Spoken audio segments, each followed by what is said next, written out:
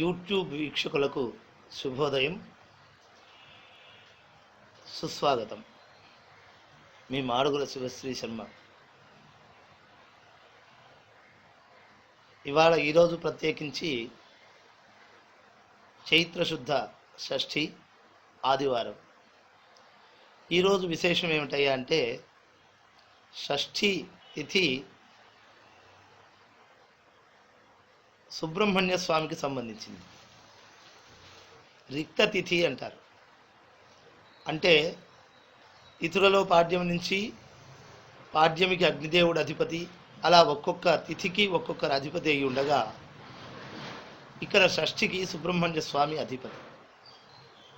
అందువల్ల తిథి పరంగాను అలాగే వారము ఆదివారము సుబ్రహ్మణ్య స్వామికి ప్రీతికరమైనటువంటి వారం. అయితే మరో విశేషం ఏంటంటే సుబ్రహ్మణ్య స్వామికే కాకుండా సూర్యుడికి సంబంధించిన వారం కూడా.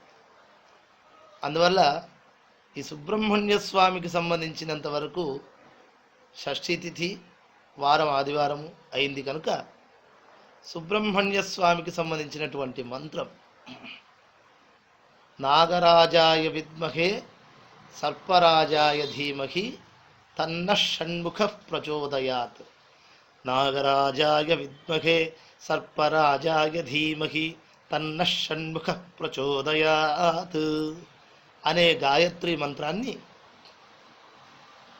సుబ్రహ్మణ్య గాయత్రి మంత్రాన్ని 1008 సార్లు ఈరోజు జపం చేసుకున్న వారికి విశేషమైన ఫలం లభిస్తుంది.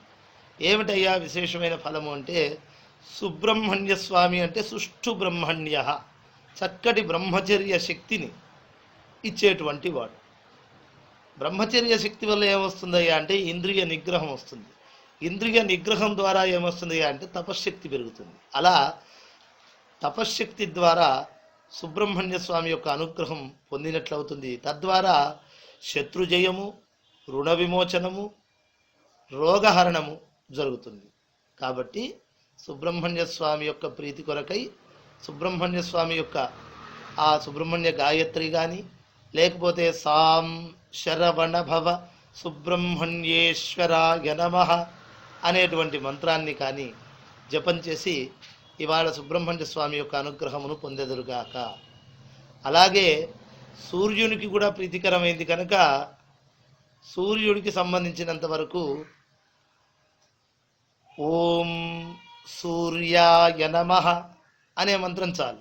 సూర్యుడికి ఎదురుగా నిలబడి సాయం సంధ్యలోనైనా సరే, మాధ్యాహ్నిక సంధ్యలోనైనా సరే నిలబడి సూర్యుడికి జపం చేసుకున్నట్లయితే సూర్యదేవతాకమైన శక్తి అంటే లోపల చైతన్య శక్తి మనకు లభిస్తుంది. ఆ రకంగా ఇవాళ సూర్యదేవతాకమైనటువంటి శక్తిని, సుబ్రహ్మణ్యపరమైనటువంటి శక్తిని పొంది శత్రుజయము, కార్యజయము, రుణ విమోచనము పొందెదరుగాక అని ఆకాంక్షిస్తూ జయోస్తు మీ శివశ్రీ శర్మ మాడుగుల.